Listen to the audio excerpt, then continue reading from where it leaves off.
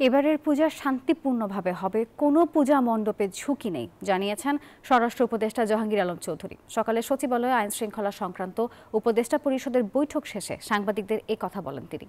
আরও বলেন, দুর্গাপূজাকে কেন্দ্র করে কিছু প্রতিমা ভাঙচুরের ঘটনা ঘটছে, তবে এর সংখ্যা বেশি নয়।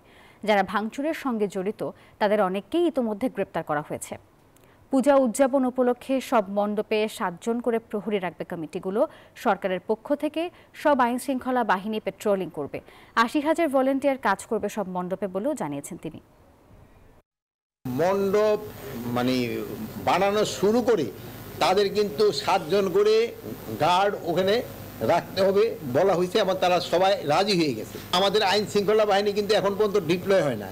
এখন কিন্তু মেইন দায়িত্বটা কিন্তু ওনাদের এইগুলি দেখার।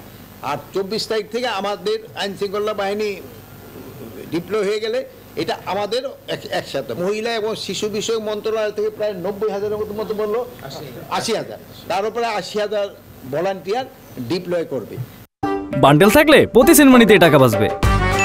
বিকাশ সেনমানি বান্ডেল কিনে জিতুন প্রতি লেনদেনে।